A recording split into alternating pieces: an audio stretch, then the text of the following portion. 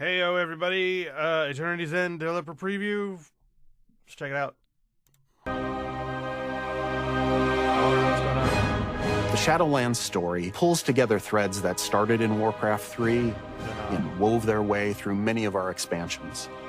We approached it like a drama in 3 acts. Now, as the third and... Hold on. Drama in 3 acts. Okay, so this is supposed to be the third act you just said. Act 1 and Act 2. Act 1, I guess, would be...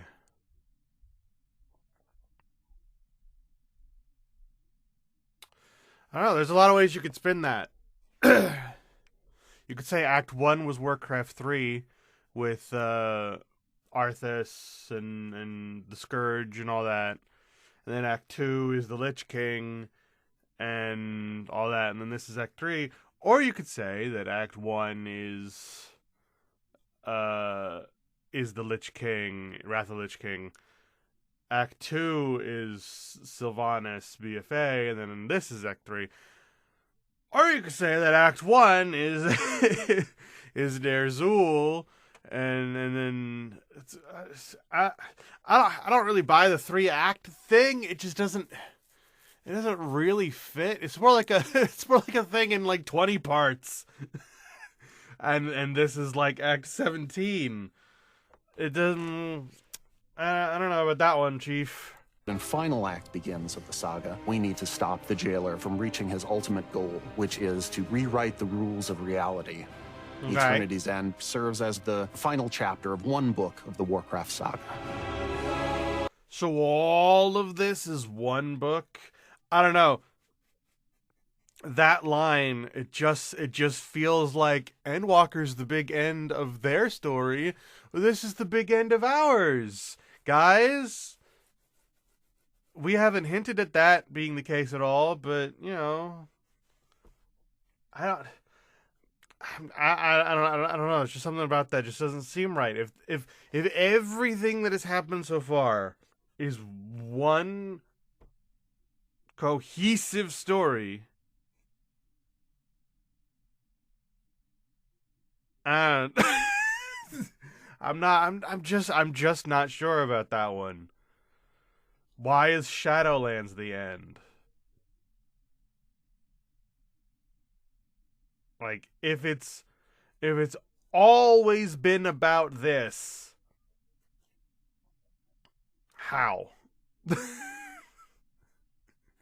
It just, because I mean, like, I'm not trying to give the guy shit or anything like that. Because I mean, I am seriously trying to think about that.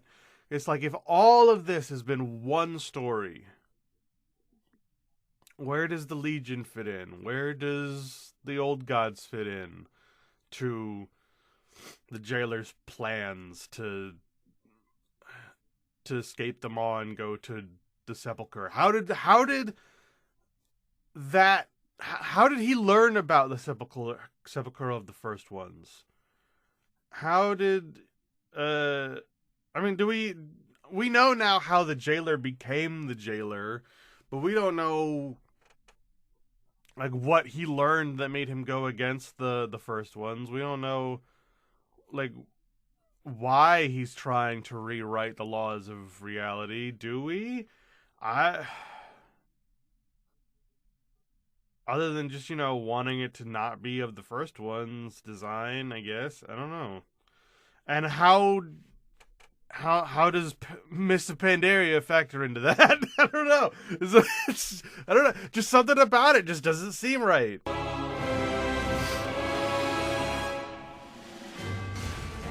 The jailer has the advantage. He has seized the sigils of the leaders of the Four Covenants. We see Sylvanas realize that she's been a pawn in the jailer's game this entire time, and she refuses to serve him, and she's taken prisoner. The jailer is able to open a portal to who knows where. I'm going to serve you this whole time, but I will never Primus serve. had Also, us what take are some the time sigils? to retrieve some new sigils. Now we have gathered our forces. We are working with the Primus to open our own gateway to pursue the jailer to this realm unlike any we've seen before. Okay. Zareth Mortis.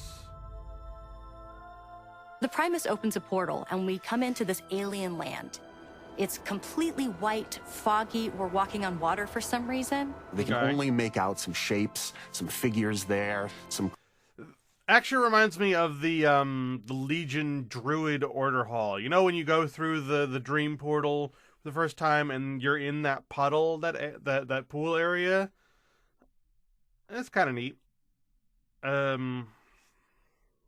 Crazy devices and consoles. Eventually, you make your way to a giant gate, and behind it lies Zereth Mortis.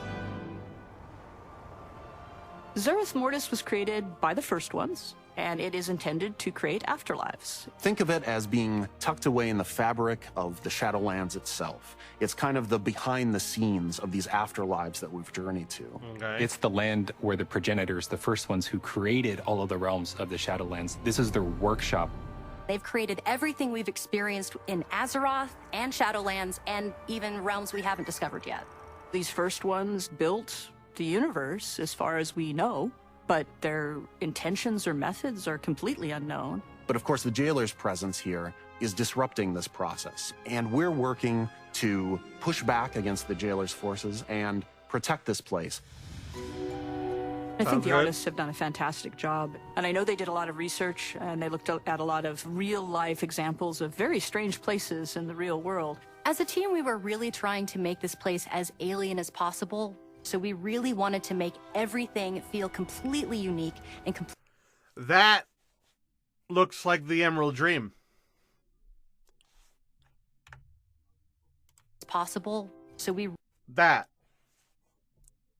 looks just like the floating trees from the original concept of the Emerald Dream back in Vanilla, when they were gonna make the Emerald Dream and Hellfire Peninsula as the next two zones, and they were like, "Well, we'll just scrap the Emerald Dream and we'll do that. We'll do something about that next some other time." And Hellfire Peninsula will just turn into Outland, and then they released the whole Outland. But in the unfinished Emerald Dream, there were floating trees that looked a lot like this.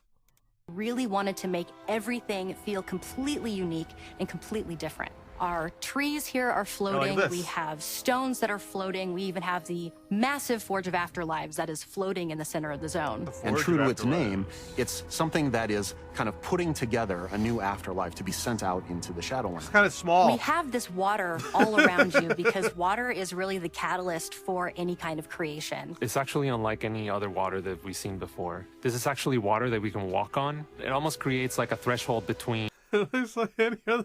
It doesn't look like any water I've ever seen before. I don't know, something about that tickles me. It's water that you can walk on for some reason. I mean, we've had the Water Strider since Mists of Pandaria, and Death Knights have been able to walk on water since forever. And then Alchemists can make a potion of water walking. I don't know. Zereth Mortis and some other kind of Can more you swim in it if you want to, though? Can you, like, hit a button and go under it? Everything you see in Zereth Mortis has a purpose Or is there, and like, intention behind something it. that For you us, do it was really that important makes you go under to it? find ways to convey that intention in the environment itself. And one of the ways in which we did it was through this duality between a lush and a dry biome. In the dry biome, we see perhaps what the original look of the zone was when the progenitors were first establishing this workspace for themselves. That raises so many questions. This is supposed to be the forge, the workshop of the first ones. If it was already there before the first ones got to it, then where did it come from? You can't just keep on pulling back layers forever, man. First it was the Titans who created the planets, and then it was and then we got the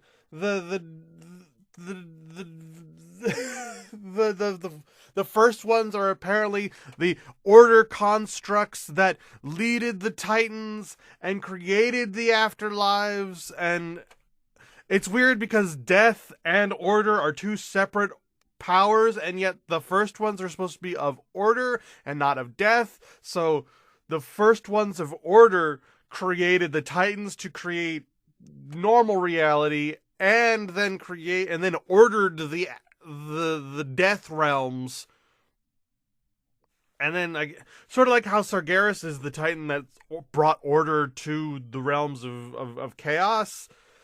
It just, you can't keep pulling it back, man. You can't keep going, okay, well, this was before the first ones. There were the first ones. What came before the first ones? Dare I ask? If the first one, like, if the first ones are just the ultimate leaders of order, and death looked like something totally different before the first ones got to it, did all of death just look like a massive desert? Like, what are you trying to say with this area? That it was what it was like what this workshop was like before the first ones got to it. That's what I'm going to be curious about, is if the first ones came and mucked about the realms of death and did all this stuff, presumably that area is going to be what it was like before the first ones. And that'll be what we want to be paying attention to. And probably what Zoval will have known about or will have learned about. And maybe that'll be where we learn about why he wants to do all this crap that he's doing. He somehow learned about what it was like before the first ones came and created him or something. And in the lush biome, we see the result of their experimentation with plant life and fauna and things like that. These Again, are that just all looks like the test Emerald Dream beds to me. for what we'll eventually see elsewhere. All right. From there, we started thinking about what kinds of creatures would be in this place that are fundamentally prototypes. There's terraforming here. There's creatures that are building afterlives. We tried to really I bet stretch it was really and easy think for your what that design might team be to like. make those. My personal favorite includes the giant armored snail. Ah! And we also have a progenitor chicken, which answers the question of what came first. Okay, why is there progenitor chicken? These first ones who crafted Zereth Mortis, what they left behind were the Automa, meant to take care of the place and make sure that it fulfilled its function to create afterlives. It sort of reminds me of the anima golems. By the way, that never stopped bugging me, that there was anima golems in Mists of Pandaria called anima, and they were red. What's with that? What's with that? Fine. The Automa have several different classes, and you can see this in their silhouettes. We have the Builders, we have the Protectors, Cool. we have the Casters, and each one of them have a specific role within the Shadowlands. And then you'll also discover the Jiro, which are a part of the Automa. They're a little more quirky, they have a little more personality, they are a little more sentient than the other Automa, so some of them even split off to pursue their own desires. Unfortunately, when we found our way in, Devourers also found their way in. What's with the Devourers? Seriously, I want to know more about the Devourers so badly, because the Devourers actually remind me a lot of a concept that I came up with for my D&D games, because I'm a nerd like that. And they're these creatures that sort of exist in between time and space that were nothing until someone got to it and turned it into this almost like a living plague that infects intelligent life of all kinds and turns them into these hive mind beasts. And they look very similar to this, actually, in my concepts. So I latched onto the Devourers immediately because they reminded me of something that I came up with. And it was like, cool, this is like a better version of what I came up with, because it was made up by a bunch of other people and not me. But we know so little about them, and yet they've been there throughout the entire Shadowlands. All we know is that they are literally devourers. They eat reality. they break through the realm between worlds and just start devouring that world, turning it into raw energy and consuming it. but we don't know anything about them. They are ravenous. They're consuming this weird energy, and it's causing them to mutate and to fall apart. And the Automa, where they are confronted by them, some of them are fighting them off. And so it's going to take some time for... They make me think almost like a sort of a white blood cell sort of thing, where it's like you have the realm before the first ones, and it has the original lands of death, and it has the land in between the death, and it's sort of like the realms in between are almost like the veins going through, and it's pulsing the anima, it's making the anima flow, and the Devourers are like the white blood cells that are coming in and attacking these foreign objects, these invaders, which are the first ones, and it's the constructs of the first ones. And it's like the Devourers are like the original powers of death, actually trying to set things back to the way things were, and not the Jailer. The Jailer is pushing his own agenda. He's trying to make things go forward into his own plans, but the Devourers are the ones that are actually trying to bring things back to the original death. That's what it seems like to me, but we don't know anything. We don't get told shit. For them to understand that we're here trying to help them drive out this threat. Fortunately, we've got some allies. There are some enlightened brokers here that we're going to be working with. But it's a broker that arrived here quite a long time ago. How did he get there? Has had a change of heart from looking at the world as a very transactional place to seeing this place as a holy place, a sacred place. No, seriously, how did he get there? Zoval has been trying to, like, he's had to steal some sigils and do all that nonsense to get in here. Is this sort of like a, I mean, the brokers were always a complete reimagining of the ethereal traders back in Outland and whatnot that slipped between dimensions and were dimensional traders. We just have another race of dimensional traders, but for the afterlife. Did he just sort of accidentally slip in here? Or like, Zoval had to do so much to get here, and there's already a broker here that just sort of managed to slip between the cracks? How? We meet an enlightened one named Fareem, and Fareem needs our assistance, and in return he leads us to Haven, which is a hub that has like been created there's a out of bunch of them. progenitor ruins, and this is How? where the enlightened really How did they get make their here? home. Haven serves as our foothold here, as well as use it as a base of operations and really Zoval should have just gone whatever way they want. It would have been a lot easier. start unlocking. They the wouldn't have had mysteries to mess of with this land. sigils or whatever. The enlightened brokers are intent on protecting and preserving the work of the first ones here. But now they're seeing Zoval bring his forces against the Automa and tear up the land, and they are eager for assistance. The brokers themselves are very ostentatious, they're very into materialism, but the enlightened are not that at all. They have relinquished this material way, and you'll see this reflected in their clothes. They're a little tattered, they're a little faded, because it That design, for whatever reason, reminds me of Destiny. You know what I mean? It reminds me very much of, like, I don't know. It makes me think of just Destiny. isn't important to them anymore. They're just here for the pursuit of knowledge. I don't even know why. When players arrive, they're kind of fishes out of water. And one of the first things that we have to do is start learning how to communicate with the Automa. Think of it as a kind of runic language, based in symbols. We will bond Okay. with a small construct who's pretty cute, actually. And with his assistance and the assistance of Fareem, we will learn eventually how to... It's like the little Halo. It's like a little Halo eyeball, or like a portal, like the little portal.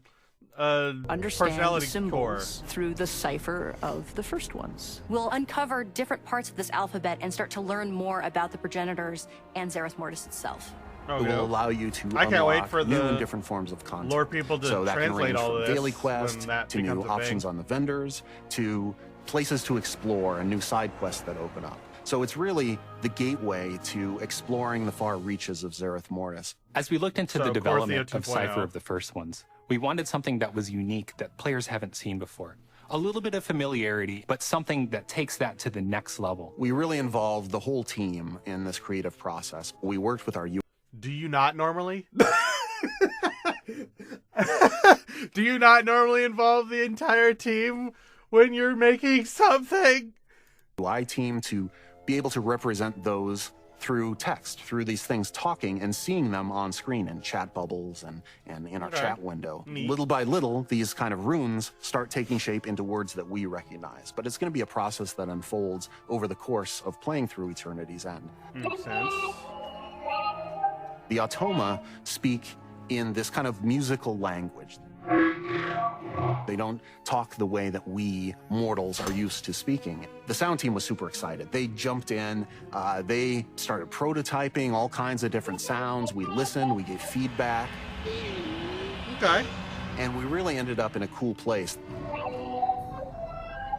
As you're playing through and Seems almost kinda gradually Star Wars. unlocking the language, you'll be able to see those words that they're saying, down for it. but still hear those tones. Okey-doke. Sorry, my nose. The jailer's true goal has never really been to escape the Maw or to gain power. He's been focused on reaching this place called the Sepulchre. I feel like it was, though. I feel like his goal was to escape the Maw and come here. His goal was never to escape the Maw. It was just to come here. Excuse me? What? To go into this place of power and to really rewrite the rules of the universe. How? We learn that What the is- jailer has breached the Sepulchre of the first ones, and this becomes our new raid for Eternity's I can't End. wait to learn how We're that going to works. gather our forces. We're going to pursue the jailer inside. Once you go inside the Sepulchre, there's some mind. That looks suspiciously similar to the Throne of the Titans. Not the actual Throne of the Titans, but like on the way there, like where Agrimar is-ish. It looks very similar. Blowing visuals. This is a place that should not be able to exist according to the laws of physics as we know them on Azeroth. Just looking out into this As a- impossible sky. Just like everything else. You know what I mean? Just about everything that we've been encountering for the past like couple of years are things that should not be possible as far as we Azerothians. Of seeing these ancient works of the first ones, those laws don't apply to anything we see here. Among the bosses that we're going to face in Sepulchre, the Okay. first ones, include the jailer's forces, maybe Okay. a dreadlord or two that you haven't tied up loose ends with. Okay. We'll face a consular. This is similar to a being like Algalon, but the jailer's gotten to it and has infused his domination magic into the consular. Before we get to the jailer, however, we need to get to Anduin first. How cool would it have been if it had been Agalon? You know what I mean? If like if it actually had been Algalon, and this is somehow tied to reorigination somehow, like. No? Okay. Our hope is that we can learn whatever Anduin knows about domination magic. Is that We going need to be to part of able the to story, resist it, or is or that better part of yet, the raid? fight it. Tier sets. Let's go. We know players have been waiting a long time for the return of tier sets, and as devs, we have too. It's a great blend of progenitor magic, golds, and metals, along with those Cool. class-defining silhouettes. these do look really Wolves good. for shamans, pointy things for rogues. Which one's It's gonna for the look amazing. druids? Our class and combat team was super That's what I excited care to about. bring Which one's class for druids? sets back. This is something that felt really right for the story. Is it gonna We're be in the that final garbage act one, of the or- Shadowland. That one. Okay. This one with the skull plate and the chains looks so out of place with all the rest of them. Saga. We're here literally on the brink at Eternity's End. Like, that's so cool. Rogues, you win.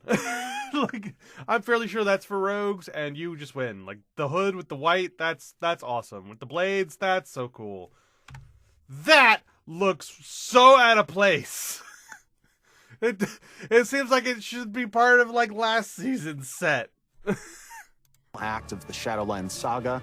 We're here literally on the brink at eternity's end, and what better place to fully unleash the power of these classes? And I think players will really enjoy the return of those class sets just as much as the team enjoyed making them. How do you make something that is mystical and magical and incomprehensible and yet understandable? I think we've done a good job of finding that line. The team as a whole has been working so hard, and we are so excited to get this out for everyone. We're gonna get new mounts, new pets. Okay. A bit horrifying for me, but exciting for some is the fact that, you know, some of the spider mounts can now fly. Will we be able to fly? That looks cool, but that also just looks like it was a flight path thing. Horrifying for me, but exciting for some is the fact That looks like you're just riding a flight path. I want to be able to fly. That looks like you should be able to fly. It looks very Bastion-y, where it's almost designed to be flight around. Please don't make us spend forever waiting to be able to fly here. And in fact, let us fly here. So often do you guys make new content like this, and then you just don't let us fly in it ever, and it's increasingly aggravating. fact that, you know, some of the spider mounts can now fly. Who needs flying spiders? But that's also going to be a cool thing for people. We have updates to professions. Also, flying spiders to aren't soul unique. Flying spiders have been in the game since Wrath of the Lich King. Like they brought in the Zerg models from StarCraft into Wrath of the Lich King, and there was those flying spiders. So that's not okay. I don't. Flying spiders, but that's also going to be a cool thing for people. We have updates to professions, to soulbinds, to conduits. There's a new dancing minigame in Darkmoon Fair. I'm a story guy, so Is the dancing minigame going to be time based? Because that seems cool, but I have internet that's not great. Am I going to be able to play this at all? If it's going to be a rhythm based game that I have to deal with lag, I'm basically never going to be able to touch it ever. And that makes me very sad because I like stuff like that. So I'm super geeked about watching players kind of piece together those little lore tidbits. That's what excites me as well. I'm really looking forward to Season 3 of Mythic Plus. Tazavesh is getting split I don't like Mythic Plus just as a thing that you do. Like I just don't. into 2 dungeons. If you're a raider, if you chase Keystone Master, if you're an achievement collector, there's something for everyone to do in this. Shadow. What about Torghast? What about outdoor side content? That's what I care about. What about me? Is you mentioned raids and Mythic Plus and story. What about gameplay? What about what are we gonna do? What are we gonna do when we're not doing dungeons and Mythic Plus and story? What are we gonna do when we're at this point in Korthia where we're just running around collecting rares and grinding forever? How is that? That's the part that we care about. You're always good with your raids. Your Mythic Plus, I personally am not into Mythic Plus, but some people like it. And are down for that stuff. You got Mythic Plus 30 that happened not too long ago. People are really into that. Your story, listen, not everybody likes your story. I personally had a hard time with Korthia. I actually still haven't played through the actual second half of the Korthia stuff because the first half of the Korthia stuff so unsold me with the story. But the original bit of the story for Shadowlands I really enjoyed. The leveling content was a lot of fun with the story. I liked all of that, and I, as a whole, really enjoy all of your story.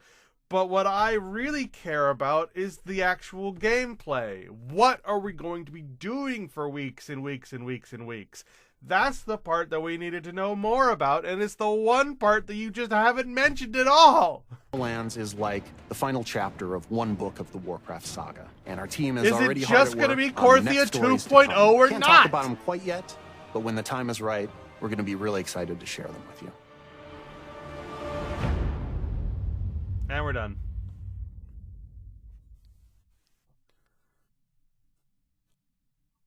As a whole, I liked it. I thought there was a lot of stuff about the Emerald Dream in there. I thought that a lot of the visuals were cool.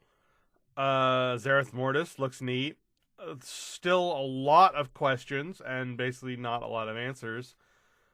I like the little Really robot ended dudes. up in a cool. I like these dudes. I think they're cool. I want to hang out with them a bunch. I want to get one of them as a battle pet. In fact, I want a giant one of those as a mount, and I sit up here. I think that would be cool personally, but that's just me. I want more Torghast and more side content, and I want the gameplay to be good, and I want the gameplay loop to be good. That's what I really care about. I am not a Mythic Plus person. I'm not a raider. I am neither of those things. I detest Mythic Plus as a concept. The raids, while good, I don't have any friends. Which might be a little hard to believe. No, none of my friends want to play this fucking game. I'm the only one still playing it. And I'm not even playing Shadowlands. I'm playing TBC. Because that's where I've made new friends. Because there's community there. There's not community in Shadowlands. I can't get into the fucking raids. I care about the gameplay. Torghast, Death Sukromi, Korthia gameplay, which, Jesus fucking Christ, I have not enjoyed since 9.0. 9.0 was good. I actually enjoyed that. I enjoyed the leveling content and the what you did at the end where you helped your covenant out. I mean, it got old because we did it for like 10 months, but for the first 4 months or so, I was having a blast. But 9.1 Korthia, it was so bad. I didn't like it at all. It was just a massive, boring grind with story I couldn't gel with. Torghast had so much potential. The Maw had so much potential, and it was wasted and reduced. Torghast could have been another pillar to stand with Mythic and raids. It could have been the new Mage Tower. It could have just been. It could have. Well, I didn't want it to be the new Mage Tower. Let me be real there. I would have been fine if there was an extra bit that was like Torghast Plus or Torghast Mythic, and that was the new Mage Power. But I wanted actual Torghast to be more like the Deaths of Chromie, where you had the progress to begin with, and it wasn't tied to fucking player power, and we could just go in there, and maybe you could level in it, and you'd get some like basic gear the first, like when you were leveling to go in, but once you got to max level, it would stop giving you that, it would start giving you other things, its own currency, that you could buy your own things with, it had its own shop, and its own progression path, and it was its own thing. And you ruined it! You ruined it! And only in 9.1.5, a full year after, is it any fun to do it all? I just want the gameplay to be good. I love World of Warcraft.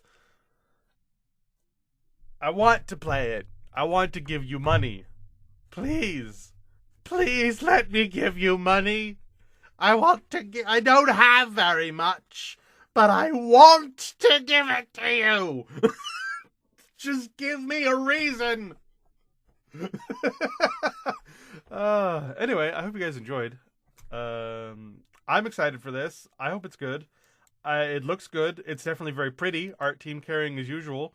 We don't know anything about the gameplay, and that's the part I care about. So, bye.